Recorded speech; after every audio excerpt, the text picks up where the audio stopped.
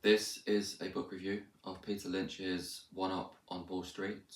Would like to say that nothing in this video is or is to be considered financial advice. This is merely a review of this wonderful, entertaining, highly irreverent book by Peter Lynch. It was very fun, very enjoyable to read. It's not heavy in terms of mathematics or formulae or technical details. The first part of the book is about how private investors can have many advantages over professionals.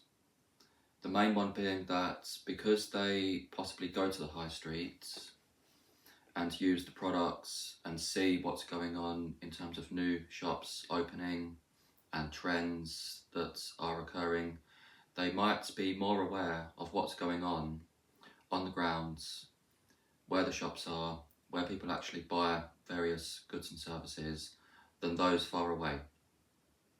So one of the big takeaways is that if the private investor can develop an antennae and keep his eyes and ears open, they can possibly pick up on information that doesn't always show up quickly and takes time for the big institutional investors and the commentators to acknowledge and recognize. And so the reason why the book is called One Up on Wall Street is because it's about using those advantages and going with what you know. And if, for example, your day job is in working at the supermarket, you actually have more knowledge, more information of the supermarket industry as a whole, what goes on, how profit margins are maintained, who the competitors are, customer trends, customer preferences, how those change over time. And so he tries to counteract the dogma that only investing is for professionals, it's for experts, it's for people who have expensive computers and software and compute all of this data and look at trends all day long.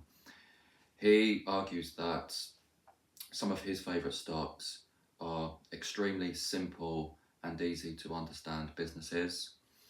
He says in the book that if you can't explain in 2 minutes to a child why you own a particular stock, then you simply don't understand it and it doesn't represent a good investment. You should be able to explain why you're holding a stock, why you think its chances of success will improve in the future.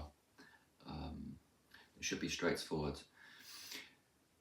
He also talks about the more quantitative aspects of investing as well, and some of the key metrics. He looks at PE ratios, growth over time, and interestingly, he categorizes stocks according to their state of development. So his preference is for fast growers. He really was an investor who tried to find young companies that had huge upside, what he calls 10 baggers, stocks that could go up 10 times. And that was his style. He would try to find early companies that have huge potential. But there are also other companies as well, slow growers. These tend to be much larger companies that perhaps pay dividends and who have reached their maximum potential already. He's not really in favour of this category of stock. He's much more on the companies that are in their early stages of development. And there are stalwarts, cyclical, and turnarounds as well. So his framework, his methodology will really help you because he explains things so clearly in this book. So going back, he first of all talks about some of the things to look for, qualitatively, keeping an eye out for trends and behaviour and new things which perhaps the professional investors haven't noticed, are not keeping an eye on because they're happening in a quiet corner. And then once you've identified potential companies, then some of the key metrics come into play, and he offers readers the opportunity to analyse the company. One of the things he says, for example, is that companies that don't have any debts can't go bankrupt.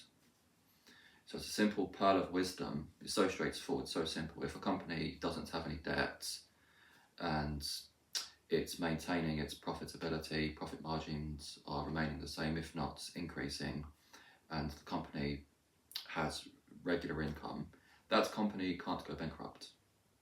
And so there are lots of examples of little pearls, little rules of thumb almost that can be applied by the private investor. So this was a wonderful read. Makes the subject quite fun, engaging. It's full of his personality, which really comes across in the book, and it was very enjoyable to read. Do check it out. Thank you.